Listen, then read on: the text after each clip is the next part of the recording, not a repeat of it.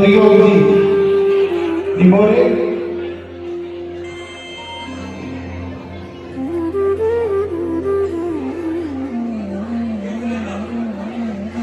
पधारे।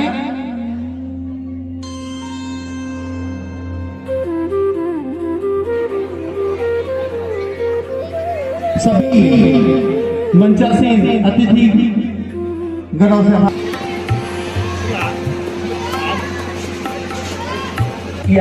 ससम्मान पधार कर दीप प्रज्वलन कर आज के कार्यक्रम का शुभारंभ करें। हमारे सम्मानीय अतिथिगण मां भारती के समक्ष दीप प्रज्वलन कर कार्यक्रम का शुभारंभ करने जा रहे हैं।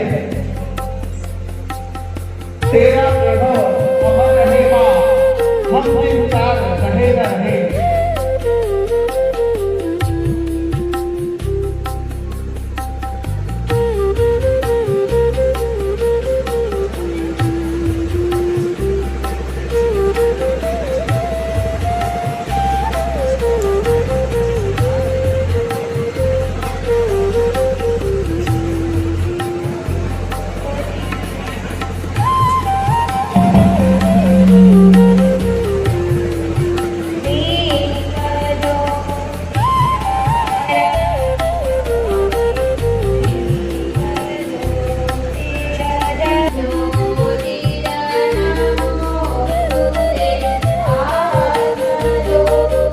सभी दोनों हाथ जोड़कर पानी स्तुति करेंगे।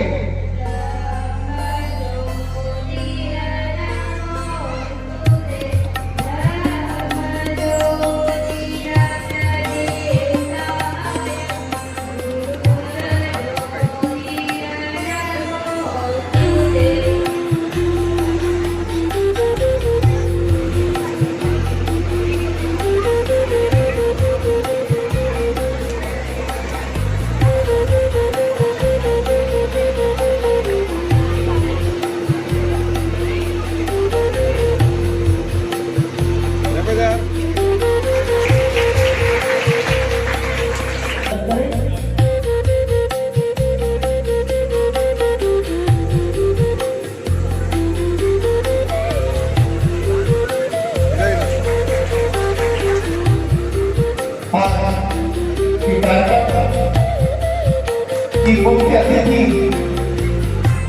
और हमारे क्षेत्र में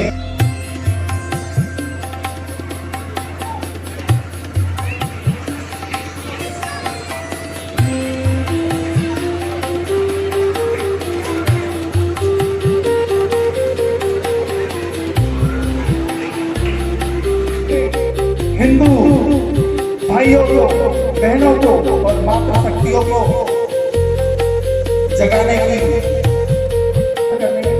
आज के कार्यक्रम के संयोजक विजय जी माहेश्वरी अभिनंदन करें।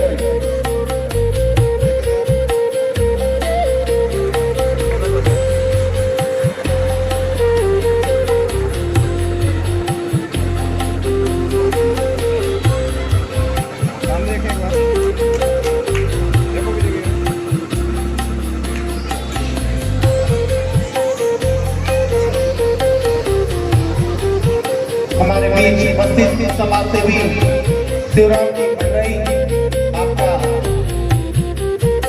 अभिनंदन किया जा रहा है और सभी बंधुओं से, बहनों से हमारा आग्रह है कि अपनी चेतना को बनाए रखें। ये विराट हिंदू बोलिए भारत माता की जय। मैं आज सर्वप्रथम उस प्रत्यक्षदर्शी ममतामयी हम सबका पालन पोषण करने वाली जीवनदायिनी मातृभूमि भारत माँ को प्रणाम करता हूँ। उन महापुरुषों को जिनके हिंदू राष्ट्रवादी विचारधारा ने सारे विश्व में सनातन हिंदुत्व जागरण का परचम लहराया। डॉक्टर हेडगेवार जी का आभार व्यक्त करता हूँ। इस मंच पर विराजमान हमारे सभी सम्मानित जनों का आभार व्यक्त करता हूं और आज के इस हिंदू सम्मेलन मंच में पधारे सभी का आभार व्यक्त करता हूं। समस्त बुजुर्ग एवं युवा साथियों, आज हम सभी हमारे सनातन धर्म के प्रतीक चिन्ह भगवा ध्वज के नीचे एकत्रित हुए हैं। तो आओ मेरे युवा साथियों, समय की पुकार है, उठो, जागो, सबल बनो। तुम्हारे पीछे अनंत शक्ति और शांति का सागर है। यदि मानव जाति के आज के तक के इतिहास में महापुरुषों और स्त्रियों के जीवन में सबसे बड़ी प्रवर्तक शक्ति कोई है तो है आत्मविश्वास। जन्म से ही ये विश्वास होने के कारण जो महान होने के लिए पैदा हुए तो महान हुए हैं। मेरे तरुण मित्रों, शक्तिशाली बनो। मेरी तुम्हें यही सलाह है, निर्भीक, निर्भय और निडर बनो। समस्त संसार हमारे मातृभूमि का ऋणी है। समय है हमें हमारे प्यारे भारत देश को विश्व गुरु बनाने का। आप सब जानते हैं कि वासुदेव कृष्ण जी योगेश्वर थे, नीति न्याय धर्म के ज्ञाता थे, शांति दूत थे, लेकिन समय के साथ उन्हें भी गीतोपदेश के साथ शस्त्र उठाना पड़ा। यही वह समय है, हमें भी शास्त्र के साथ शस्त्र उठाना होगा, तभी हम अपने स्वदेश और संस्कृति की रक्षा कर सकते हैं। कहते संकल्प हमारे इतने मजबूत हो कि कोई उखाड़ न सके। जीवन ऐसा बनाओ कि मैं तो आंधी और तूफानों से लड़ने का आदी हूं, मेरी मंजिल मत आसान करो। चारों तरफ जो भयावह परिस्थिति हो रही है हिंदुस्तान के चारों तरफ, कहते आज 92 लाख की कम्युनिटी, यहूदी कम्युनिटी, इसराइल, क्या उनमें कुछ बात है कि 56 मुस्लिम देश उससे डरते हैं और हम हिंदू में क्या बात है, हम सिर्फ जीने के लिए जीते हैं। मेरे भाइयों और बहनों, एक बार मरने के लिए जीना शुरू कर दे तो शायद ये हिंदुस्तान का कचरा साफ हो सकता है। एक बार मरने के लिए जीना शुरू करें। आज हिंदुस्तान में बहुत सारे हमने अपने मिनी पाकिस्तान देखे होंगे, पर इसी हिंदुस्तान में एक मिनी इजराइल भी। भाइयों और बहनों, हम आप कितने दयावान हो जाए, शांति प्रिय हो जाए, पर पागल कुत्तों के साथ नहीं रह सकते। वहां आपकी दया और शांति काम नहीं आएगी। शांति चाहिए, युद्ध जरूरी है। युद्ध के सिवा शांति संभव नहीं है और युद्ध के लिए शस्त्र की आवश्यकता है। आज इसी हिंदुस्तान में एक मिनी इजराइल भी है। हरियाणा के अंदर नूह और नवाद में करीब 25 लाख ईमान वाले आतंकवादी हैं। एक छोटा सा गांव है मुल्क उजीना, वहां सिर्फ 15,000 की हिंदू आबादी रहती है। हिंदू बोलो तो पेवर हिंदू, वहां कोई जाति नाम का कीड़ा नहीं, वहां कोई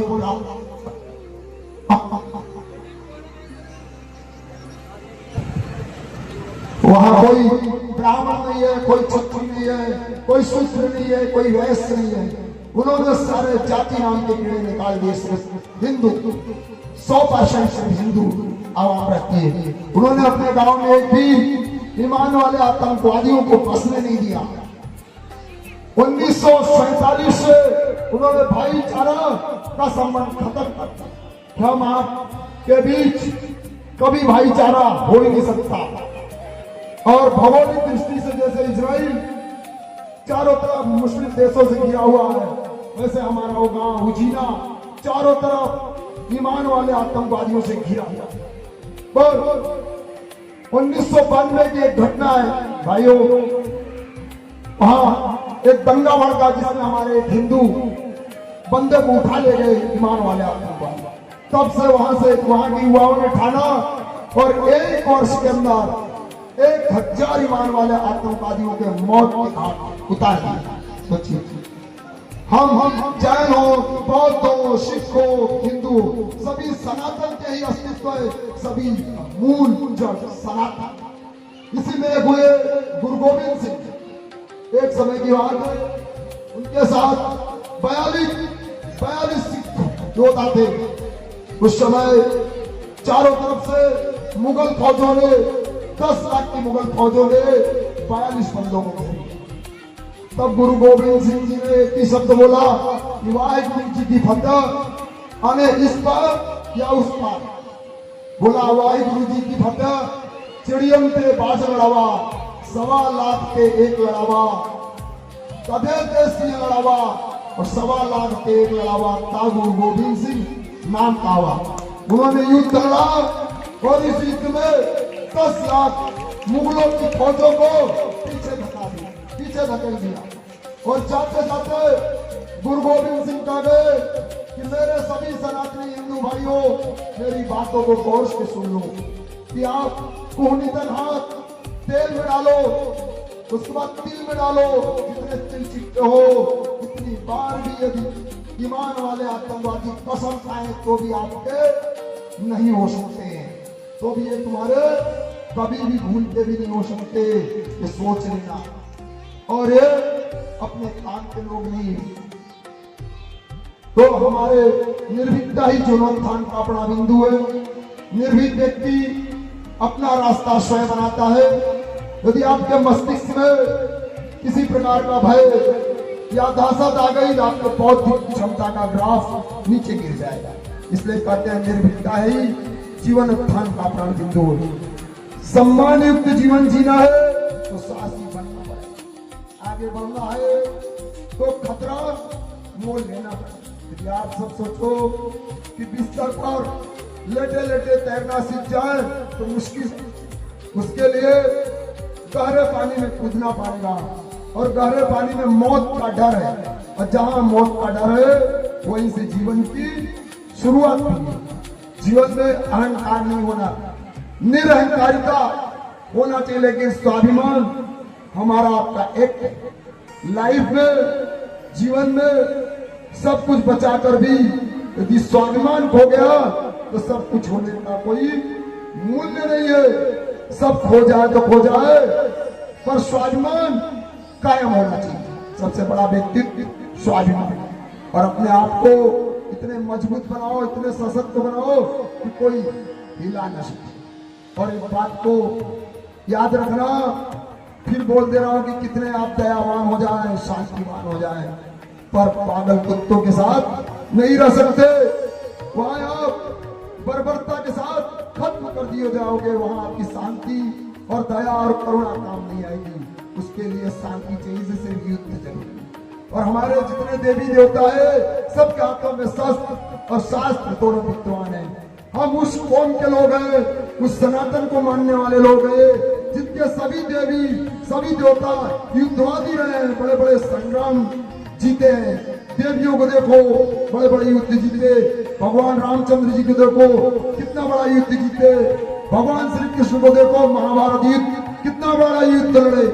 भगवान श्री कृष्ण कह गए कि शुभ यदि बिना युद्ध के फलित होता है तो स्वीकार है, और यदि शुभ के लिए युद्ध भी लड़ना पड़े तो स्वीकार है। कायर और भीरू और पलायनवादी नहीं थे, युद्ध को भी साहस स्वीकार कर लिया। आज हम आप उस सनातन को मानने वाले लोग इतने कायर और इतने भीरू और इतने पलायनवादी कैसे हो गए? अब मैं अपनी वाणी को विराम देता हूँ। जय हिंद, जय भारत।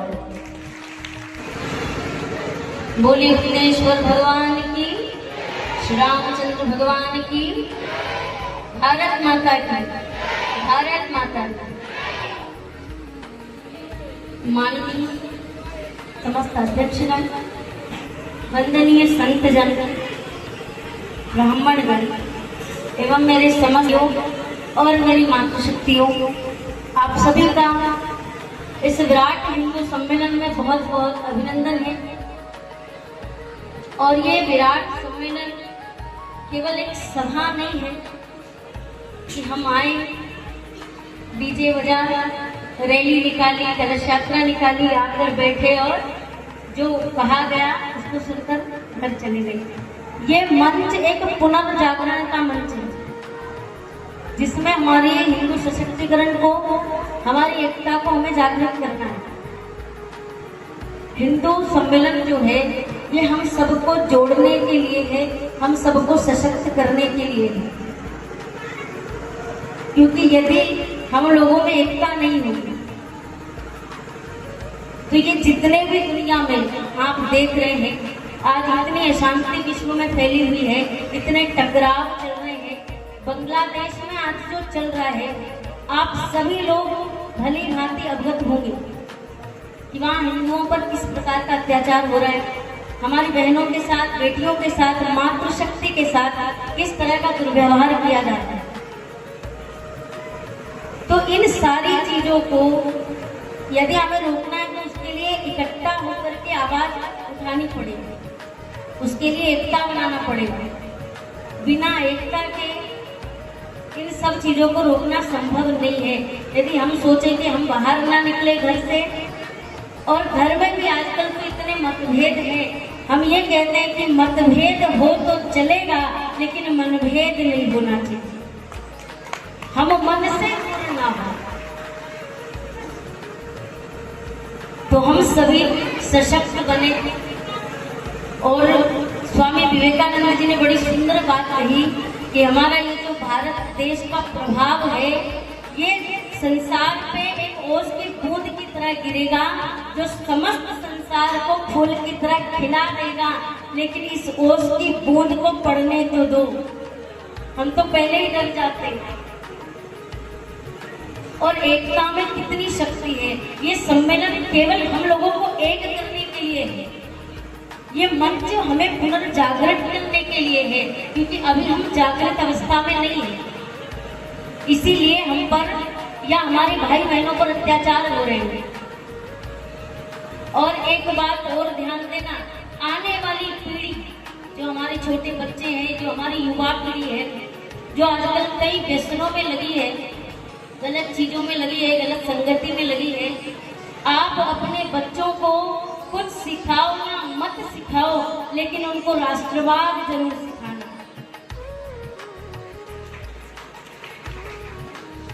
उन्हें राष्ट्रवाद सिखाएं, क्योंकि वही हमारे आने वाले फ्यूचर हैं, आने वाला कल ये बच्चे हैं। इसलिए इस पीढ़ी को राष्ट्र के प्रति सुंदर बनाए और एकता का पाठ पढ़ाएं। और एकता की शक्ति इतनी है कि एक व्यक्ति के 4 बेटे थे, चारों के चारों आलसी, कोई काम धंधा ना करे और घर में लड़ाई झगड़ा करे, पिता परेशान, तो उस पिता ने उन बेटों को एक लकड़ी की गठड़ी ला कर दी और कहा इसको तोड़ कर दिखाओ। उन लड़कों ने जब तोड़ा तो वो टूटी नहीं, उस पिता ने चारों भाइयों को फिर एक एक लकड़ी दी और कहा अब तोड़ो, तो उन लड़कों ने 1 सेकंड में तोड़ दिया। क्यों? क्योंकि एकता में जो गठड़ी थी वो कोई तोड़ नहीं सकता।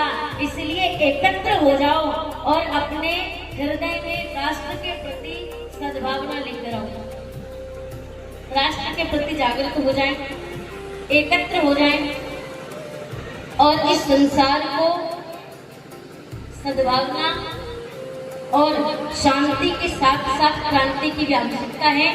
तो हम जैसा महाराज जी ने कहा, निडर बने, निर्भीक बने और अपने लिए, अपने देश के लिए, अपने भारत माता के लिए, अपनी बहनों के लिए यदि लड़ना पड़े तो लड़िए, क्योंकि भगवान श्री कृष्ण के हाथ में मुरली है तो भगवान ने शस्त्र भी उठाए थे। राम जी मर्यादा पुरुषोत्तम है, लेकिन उनको भी धनुष उठाना पड़ा।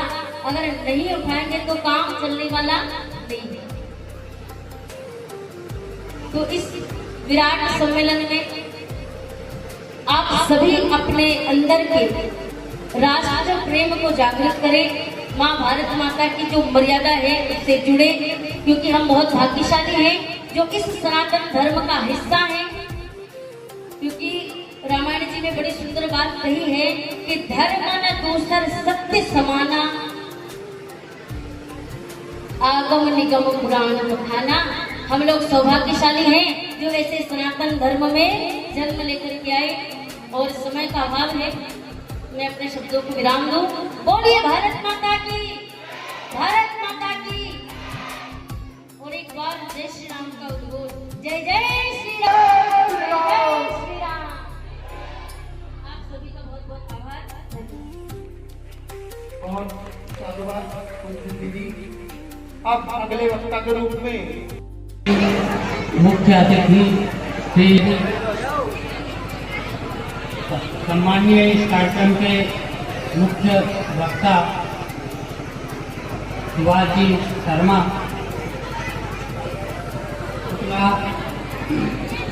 सम्मानीय मंच आसीन, सम्मानीय इस कार्यक्रम के आयोजक एवं यहाँ उपस्थित मेरे बहन और भाई और बुजुर्ग,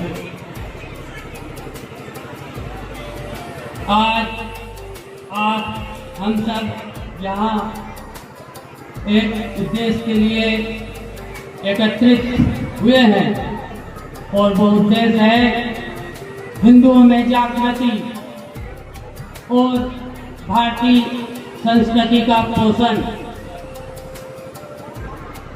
तो हमारी भारतीय संस्कृति की एक परंपरा रही है कि किसी भी कार्य की सफलता के लिए हम सर्वप्रथम गणाधिपति गजानन महाराज को मनाते हैं। इसलिए मैं 2 शब्द में गणेश जी की वंदना करूंगा, जो इस कार्यक्रम को, इस उद्देश्य को सफल करेंगे। गजाननं भूतगणाधिसेवितं कपितजम्बो फलचारुभक्षणम् उमासुतं विनाशकारकं नमामि विघ्नेश्वरपादपङ्कजम्।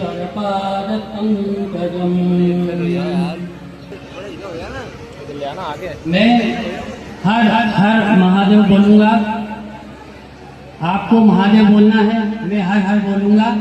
पूरा पंडाल जय घोष से गूंज जाना चाहिए। हर हर हर हर बोले गुप्तेश्वर भगवान की। मैं अपनी भाई शांतिपूर्वक बैठकर आज के कार्यक्रम के उद्देश्य को लेकर हमारे बीच वक्ता के रूप में उपस्थित सम्मानीय दीदी को ध्यानपूर्वक सुने, यही आशा है। जय श्री राम, जय श्री राम। मंच पर आसीन पूज्य हमारी दीदी श्री के चरणों में प्रणाम। भगवान भोलेनाथ गुप्तेश्वर भगवान के चरणों में कोटि कोटि प्रणाम। और मंच पर भी आसीन हमारे ज्येष्ठ श्रेष्ठ प्रबुद्धजन और प्रिय बंधुगण, देवी स्वरूप मातृ शक्ति, आप सभी के चरणों में कोटि कोटि प्रणाम करती हूँ मैं।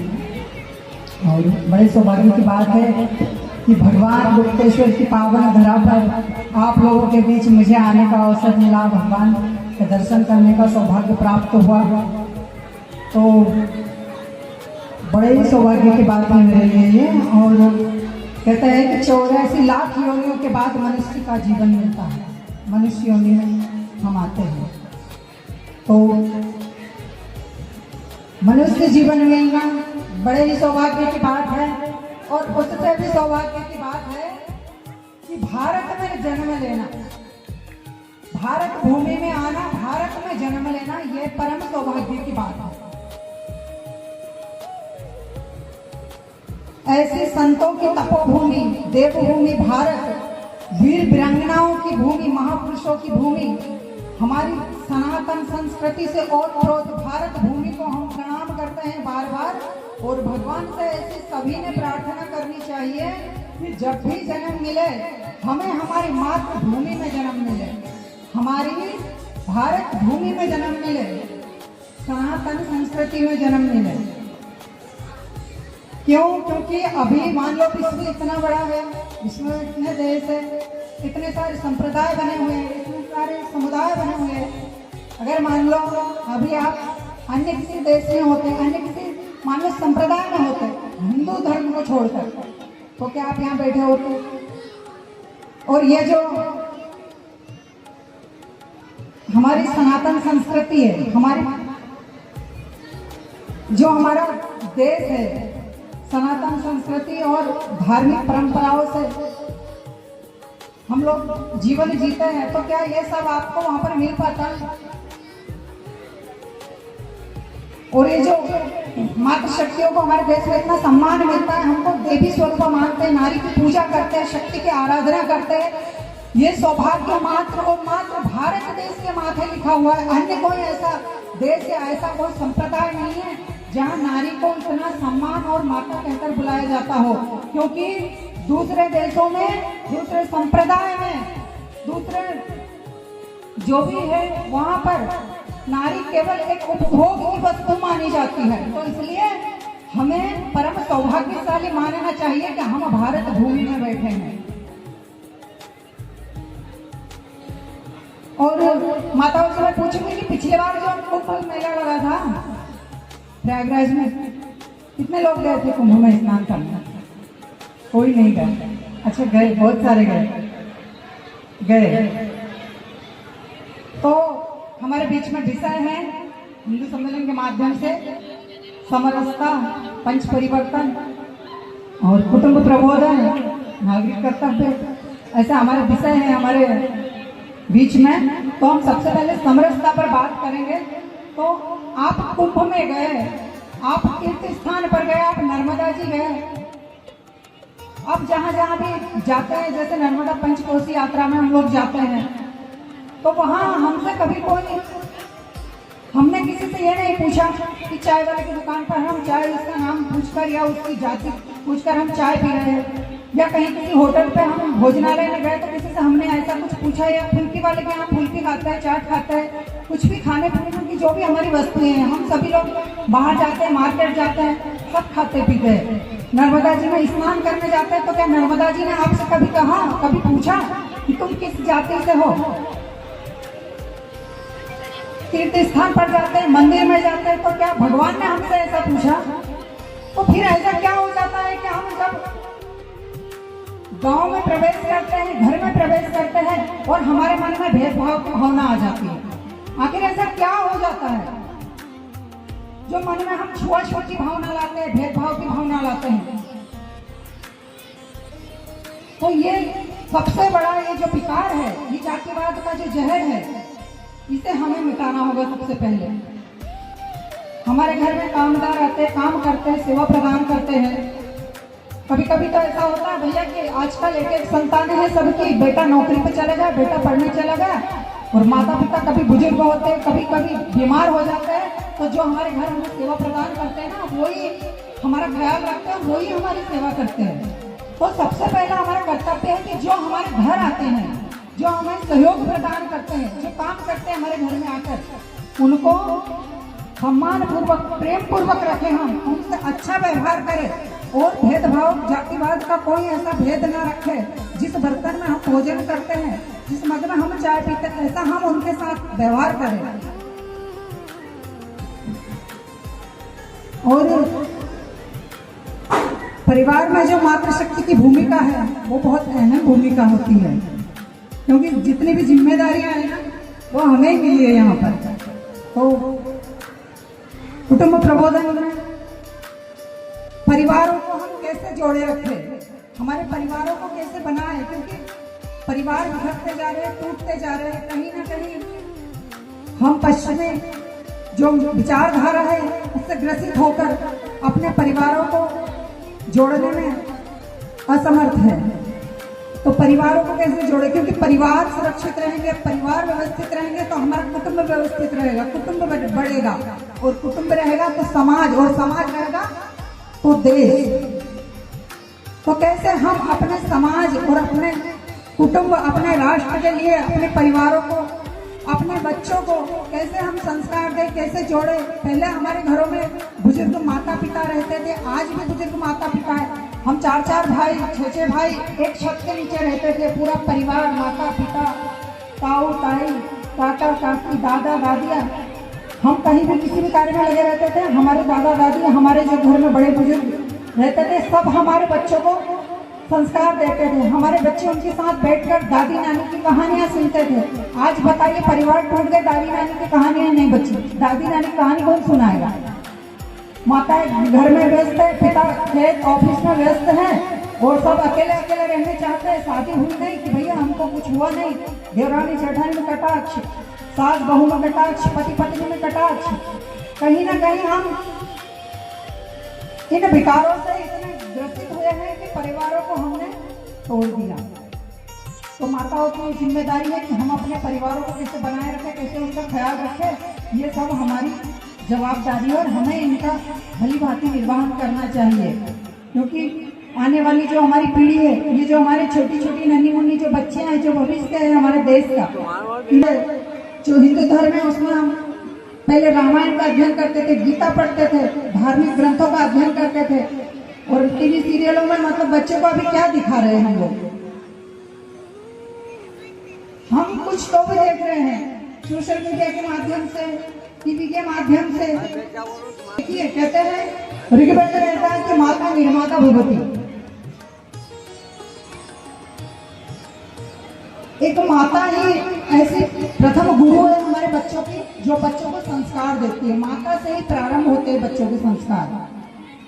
तो हम ही हमारे बच्चों को बता सकते हैं, क्योंकि जो हम करेंगे, बच्चे को लगता है कि हमारी माँ सही है, क्योंकि गर्भ अवस्था से ही बच्चा जब जन्म लेता है सबसे पहले हमें देखता है। हम जो करते हैं वो बच्चे को लगता है कि मेरी माँ सही है, जो वो कर रही है वो ही मैं करूँगा। तो अगर हम सीरियल देखेंगे, ऐसा कोई सीरियल जो हमारे परिवार या हमारी संस्कृति या पारंपरिक वेशभूषा से विहीन है, इन चीजों को अगर हम देखेंगे तो बच्चे को लगेगा कि माँ जो देख रही है वो सब सही है, वो उसको सत्य मानेगा। लेकिन अगर हम घर में रामायण पढ़ेंगे, गीता पढ़ेंगे, कोई भी धार्मिक ग्रंथों का अध्ययन करेंगे, महापुरुषों की कथा सुनेंगे, महापुरुषों की कहानियां देखेंगे, बच्चों को पढ़ाएंगे, तो उनको लगेगा कि हाँ अब यही सही है। क्योंकि बॉलीवुड के माध्यम से जो हमारा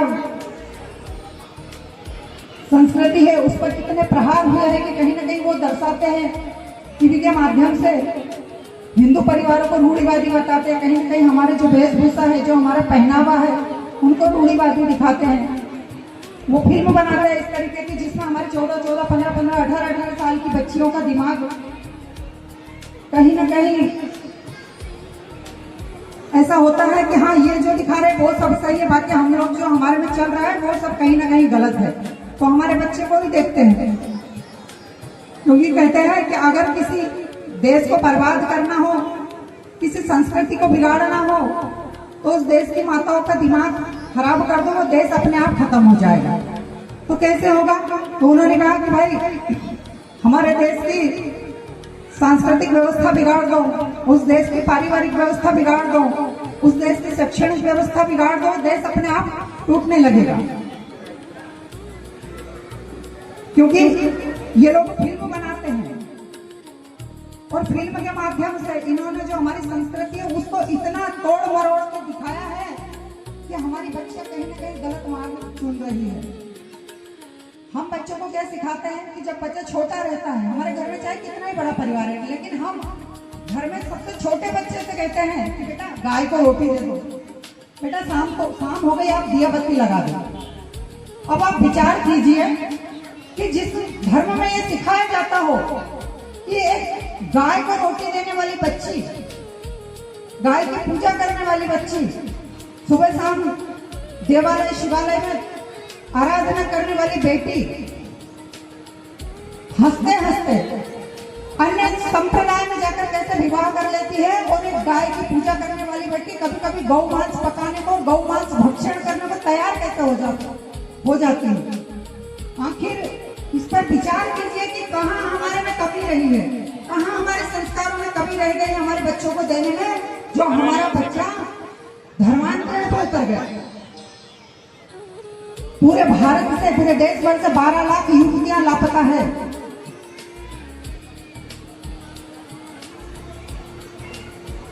हमारे हरदा जिले से 200 बेटियां जिहाद की शिकार हुई हैं। हालांकि उन्हें वापस लाया गया है, वापस व्यवस्थित सब कर दिया गया, लेकिन 200 बच्चियां ऐसी थी जो लव जिहाद की शिकार हुई। तो 200 बच्चे में से कहीं ना कहीं हमारे आसपास गांव, हमारे पड़ोस, हमारी तहसील, हमारे जिले से ही है। तो ये हमारी जवाबदारी है कि हमारी बेटियों को, हमारे बच्चों को इन सोशल मीडिया से, इन विकारों से कैसे दूर रखें। कैसे हम, जैसे हमारा बच्चा कभी स्कूल जाता है, बेटियां कॉलेज जाती हैं, तो हमारी बस का ड्राइवर कौन है, उसका कंडक्टर कौन है, वो कैसी विचारधारा के साथ जी रही है, उनकी सहेलियां कैसी है, उनकी विचारधारा क्या है, ये सब चीजें हमें पता होनी चाहिए। हमें जानकारी इनकी रखनी चाहिए। अपने बच्चों को समय देकर उनके साथ बैठना चाहिए, उनके साथ वार्तालाप करनी चाहिए। और जैसे पर्यावरण की बात आती है तो हम डिस्पोजल का उपयोग करते हैं, पॉलिथीन का उपयोग करते हैं। हम प्रयास करें कि हम इन सब चीज़ों का उपयोग कम से कम करें। प्रयास करें कि हम इन सब चीज़ों को अपने घर से बंद करें और परिवार के साथ बैठकर, अगर रोज हमें हमेशा समय नहीं मिलता है, 1-2 दिन में या रोज, तो हफ्ते में 1 दिन हम परिवार के साथ मिलकर भोजन करें, परिवार के साथ मिलकर भजन करें, परिवार को समय दें और अपनी जो बातें हैं जो परिवार के बीच में रखें, एक दूसरे से बात करें, ताकि कहीं हमसे हमारा बच्चा इधर उधर ना हो या किसी भी प्रकार से किसी अन्य संप्रदाय या अन्य किसी जगह जाकर वो विचलित ना हो। और इसी के साथ बच्चों को आत्मनिर्भर बनाए, बेटियों को आत्मनिर्भर बनाए। हम अपनी रक्षा स्वयं करना सीखें। कि भगवान कृष्ण कहते हैं गीता में कि दुर्योधन है, दुशासन है, दुर्योधन है, दुशासन है पग पग पर अवरोध खड़े, कुछ कुटिल काल के अन्यायी शकुनी से शैतान बढ़े, कलियोगी कोमल मूरत को कर देंगे पल में तार तार, मन के सारे श्रृंगारों को कर देंगे पल में छार छार, और रणचंडी का तो रूप धार, रणचंडी का तो रूप धार, हर दुश्मन पर तो कर प्रहार, खन खन चूड़ी के मध्य उठे तलवारों के अद्भुत प्रहार, खन खन चूड़ी के मध्य उठे तलवारों के अद्भुत प्रहार, और पानी तक ना मांग सके जो तुझ पर आंख उठाएगा, और पानी तक ना मांग सके जो तुझ पर आंख उठाएगा, फिर अपना चीत बचा लो तुम खुद आकर, श्री कृष्ण कहाँ तक आएगा, श्री कृष्ण कहाँ आएगा। भगवान कहते हैं कि हमें अपनी रक्षा स्वयं करनी चाहिए। हमें शस्त्र और शास्त्र दोनों का अध्ययन और अपनी आत्मरक्षा करने के लिए हमें सामर्थ्यवान बनना चाहिए। और इसी के साथ हम समय का ध्यान में रखते हुए बोलिए जय जय श्री राम, जय जय श्री राम। कहते हैं कि कंधों से ऊंची छाती नहीं होती और धर्म से बड़ी कोई जाति नहीं होती। तो आप सब संकल्प लेंगे मेरे साथ, उठाइए हाथ, लेंगे आप संकल्प, जात पात का भेदभाव दूर करेंगे। बोले गुप्तेश्वर भगवान की, नर्मदे।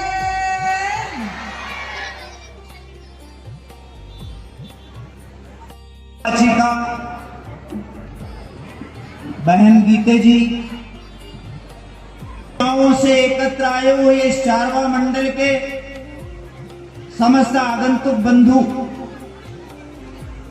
मैं भोजन और भूख के बीच में ज्यादा समय नहीं लूंगा, यह आपसे वादा करता हूं, क्योंकि आप सुबह से इस कार्यक्रम में लगे हो। लेकिन कुछ बातें हैं जो मुख्य वक्ता के रूप में मुझे यहां पर बुलाया गया है, वो लगभग पूरी हो गई है। मैं भाषण देने भी नहीं आया हूं, मैं तो ये बताने आया हूं कि राष्ट्रीय स्वयंसेवक संघ का एक संगठन इस देश के अंदर चलता है जो हिंदुओं के बीच में काम करता है। हिंदू समाज कैसे शक्तिशाली और बलशाली बने, कैसे आत्मनिर्भर बने, कैसे उनके अंदर संस्कार आए, उस संगठन के प्रति हमारा क्या ध्येय और लक्ष्य होना चाहिए और उसके लिए हमको क्या करना चाहिए। 2006 में जो हिंदू सम्मेलन हुए थे उसके 20 वर्षों के बाद में ये हिंदू सम्मेलन हो रहे हैं। समय समय पर समाज में जागरूकता का काम करने का कार्य राष्ट्रीय स्वयंसेवक संघ करता है। उसकी शाखाएं, चलने वाले नित्य कार्य, उससे समाज के बीच में किस प्रकार से प्रबोधन हो और समाज कैसा उठ खड़ा हो, वो कार्य करने का जो संकल्प डॉक्टर हेडगेवार जी के माध्यम से हुआ, उसका नाम था राष्ट्रीय स्वयं सेवक संघ। उसके 52 विंग्स आज भारत के अंदर काम करते हैं। शंकर ने जीवन दे डाला, आत्म पतन से तुम्हें संभाला, कुंभकर्ण की निद्रा से अब करो न फिर तुम प्यार, जगाया तुमको कितनी बार, जगाया तुमको कितनी बार। वेदों का आदेश यही है, गीता का उपदेश यही है, चलते हो क्यों नहीं कृष्ण की शिक्षा के अनुसार, जगाया तुमको कितनी बार, जगाया तुमको कितनी बार। 80 घाव लगे थे तन में, फिर भी व्यथा नहीं थी मन में, पानी पत के घोर समर में तुम्हें बचाने को चमकी थी सांगा की तलवार, जगाया तुमको कितनी बार, जगाया तुमको कितनी। अनेकों बार जगाने के बाद भी हमारा हिंदू समाज सो जाता है, लेकिन राष्ट्रीय स्वयंसेवक संघ का एक एक कार्यकर्ता सोए हुए समाज को जगाने का कार्य करता है। मित्रों, 5 परिवर्तनों के माध्यम से अभी वर्तमान में उनकी आवश्यकता है। अभी आपने स्वामी जी का एक उदाहरण सुना, इजराइल का नाम लिया उन्होंने। वो 1800 वर्षों तक अपने देश से अलग हुआ। हर यहूदी व्यक्ति जब भी मिलता था, यरूशलेम की याद करता था, वो कहता था कि जब भी मिलेंगे तो हम यरूशलेम में मिलेंगे। ऐसे उनके मन के अंदर संकल्प था और उन्होंने 1800 वर्षों के बाद में अपने इजराइल को प्राप्त किया। भारत के अंदर हिंदुओं की दशा अगर इसी तरह से रही, हिंदू समाज को अगर प्रताड़ित किया गया, हिंदू समाज अगर कमजोर हुआ, तो हम हिंदू राष्ट्र जो हमारा पुरातन प्राचीन है, उसके लिए नित्य प्रति नित्य शक्ति के साथ में काम करना पड़ेगा। उसके लिए संघ ने ये 5 परिवर्तन बताए। उसमें सामाजिक समरसता पहला विषय बताया, न हिंदू पतितो भवे मम दीक्षा हिंदू रक्षा, मम मंत्र समानता, सर्वे हिंदू सहोदर है। यानी अभी जो दीदी ने बताया ना कि सारे हिंदू एक साथ समानता के भाव से रहेंगे और अस्पृश्यता नाम की बीमारी भारत के अंदर से दूर हो जाएगी, तो पुनः मजबूत भारत उठ करके खड़ा हो जाएगा।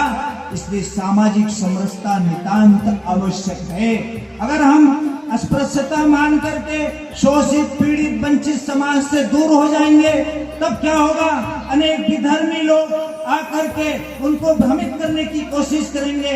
आखिरकार वह हमारा अपना समाज है। इसके अनेक कार्य भारत के अंदर चल रहे हैं। सिरकंबा गांव है, आपने शायद देखा होगा। जिस दिन अपना दीपावली के दिन गोवर्धन पूजन होता है ना, पूरे गांव के लोग एकत्रित होकर के वहां पर भोजन करते हैं। कोई जात नहीं, कोई पात नहीं। उनकी थाली मांजने के लिए वो सब बंधु लाइन में खड़े रहते हैं। मैं उनकी थाली मांजूंगा। कितना शानदार वातावरण वहां का बना। क्यों बना? क्योंकि वहां गांव के अंदर अच्छी संघ की शाखा और उसके कार्य, उसके चलने के कारण सामाजिक समरसता बनी और प्रखर राष्ट्रवाद का वहां पर प्रयोग हुआ। ऐसे कार्य संघ करता है। झीरी गांव है, वहां पर प्रत्येक व्यक्ति संस्कृत में बोलता है। किसी प्रकार का कोई कार्यक्रम हो जाता है तो माताएं बहनें भी संस्कृत में संवाद करती हैं। वहां पर बढ़िया जो वाटर लेवल है वो शानदार है। गांव का जो घर है, हिंदू घर कैसा होना चाहिए, उसके प्रयोग भी वहां पर हुए और बहुत सफलतापूर्वक गांव आगे बढ़ रहा है। क्यों? क्योंकि महासंघ का अच्छा कार्य है। इसी प्रकार से अनेक उदाहरण हमारे सामने आते हैं। इसको सामाजिक समरसता कहते हैं। उस समरसता के भाव से हम काम करते हैं। दूसरा कुटुंब प्रबोधन हमारा आता है। दीदी ने बताया, थोड़ा सा और विस्तार कर देता हूँ। भाषा, भूषा, भजन, भ्रमण और हमारा भवन, ये 5 प्रकार के फंसे अपने कुटुंब को, अपने परिवार को हमको बचाना है। हमारी भाषा अपनी भाषा होना चाहिए। अभी थोड़ा सा परिवर्तन हुआ है। अभी जो पाश्चात्य संस्कृति घर के अंदर आ रही है ना, तो हमारी भाषा को प्रभावित कर दिया है। वो कैसे? उसके एक दो उदाहरण मैं आप लोगों को देना चाहता हूँ। जैसे हम भोजन करते हैं घर में, तो भोजन जो जहाँ निर्माण होता है उसको किचन बोलने लगे। किचन कहाँ? जहाँ किच किच होती है। अरे सीधी सीधी भाषा में बोल दो रसोई घर, चौको, फिर खाना खा लो। ये हमारी भाषा है क्या? रोटी जी मिले भैया, अपनी भाषा का उपयोग करना। फिर दूसरा आता है अपनी वेशभूषा कैसे होना चाहिए।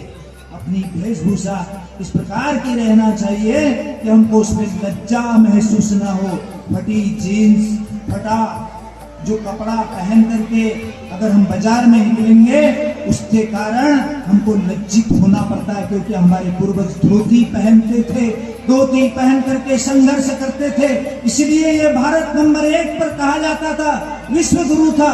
उसमें परिवर्तन हुआ, अपनी भाषा बदल दी, अपनी वेशभूषा बदल दी और अपना भोजन वह कैसा होना चाहिए। तो पिज्जा, बर्गर क्या हमारे घर का भोजन है क्या? हमारे घर का भोजन क्या है? शुद्ध गाय के देसी घी का हलवा। उसको खा करके हम मजबूत बनेंगे, तब जाके इस राष्ट्र के काम में आएंगे। अभी ऑनलाइन पिज्जा बर्गर करने वाले लोगों की ज्यादा संख्या बढ़ रही है। फिर आता है भजन। सप्ताह में 1 दिन बैठ करके अपने घर में भजन जरूर करना चाहिए।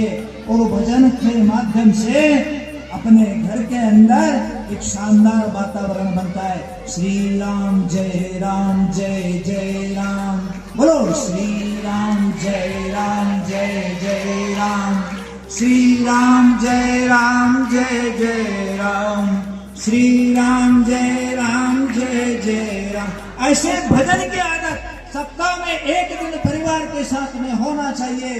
फिर हमारा भवन कैसा हो, इसकी भी चिंता करना चाहिए। क्या भवन के ऊपर शुभ लाभ लिखा है? क्या भवन के अंदर सुबह शाम दीपक लगते हैं? क्या भवन के अंदर गाय को रोटी दी जाती है? उसकी आकृति कैसा होना चाहिए? फिर भ्रमण हमारा कहाँ होना चाहिए? किसी तीर्थ स्थान पे होना चाहिए कि नहीं होना चाहिए? किसी मंदिर में होना चाहिए कि नहीं होना चाहिए? परिवर्तन देखने को मिल रहा है। आगे जो नया वर्ष अभी लगा, अंग्रेजी सन के अनुसार मंदिरों में इतनी भीड़, समाज जाने लगा। प्रत्येक मंदिर में लाखों की संख्या में लोग जाने लगे। प्रत्येक मंदिर स्थान, अयोध्या देख लो, काशी विश्वनाथ देख लो, जहां जहां पर इतनी संख्या में समाज गया। ये परिवर्तन किसके माध्यम से हुए? समाज जागरण के माध्यम से हुए। मित्रों, इस कारण से राष्ट्रीय स्वयंसेवक संघ ये समाज जागरण के कार्य करता है। फिर दूसरा एक और विषय आता है स्वदेशी, स्वनिर्मित। इससे अपना भारत मजबूत बनेगा। वो स्वदेशी के माध्यम से आजकल चाइना की वस्तुएं भारत के अंदर आने लगी, गणपति की मूर्तियां चाइना की आने लगी। यह हमको सोचना है। वो सूची हमारे घर में होना चाहिए कि अपने स्वनिर्मित कौन कौन से प्रोडक्ट्स हैं, इनका उपयोग करें। टूथपेस्ट से लेकर के साबुन तक के पूरे में जितने भी निर्माण हैं वो भारतीय होना चाहिए।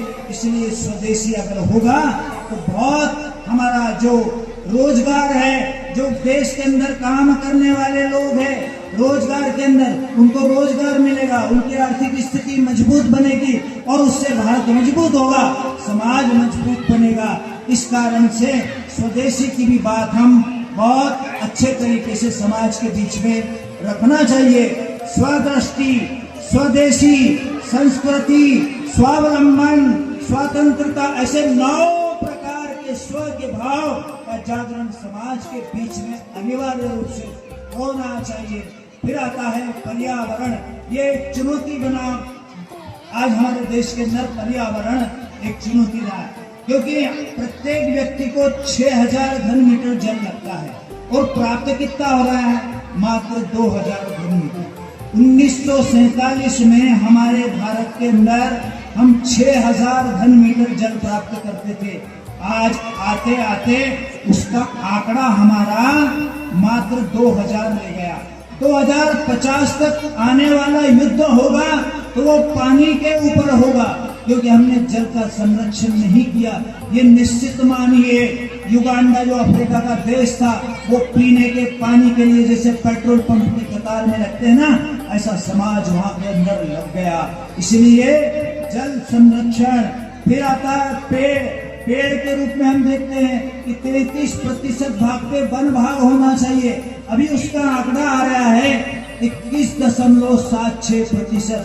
4% और जोड़ दें तो 25.76% भाग पर ही वन है।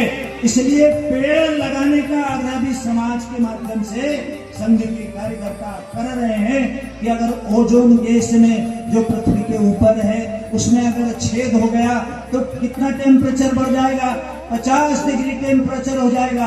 50 डिग्री के बाद में हम जीवित नहीं रह सकते। इसलिए चुनौतियों का सामना करते हुए, अपने पर्यावरण को संतुलित करते हुए अधिक से अधिक मात्रा में पेड़ लगाना।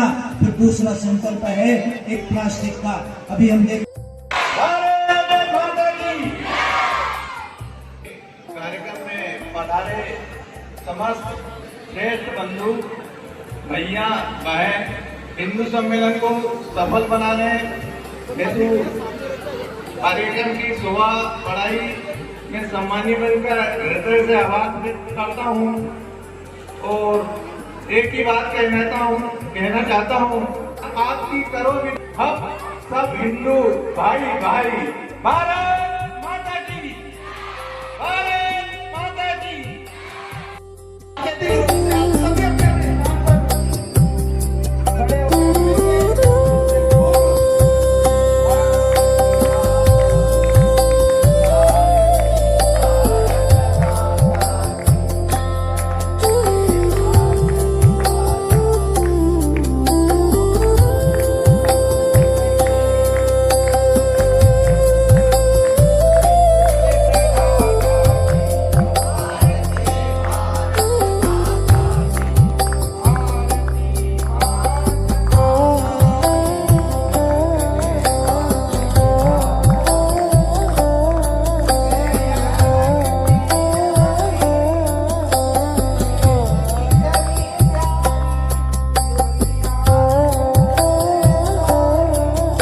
नहीं डालेंगे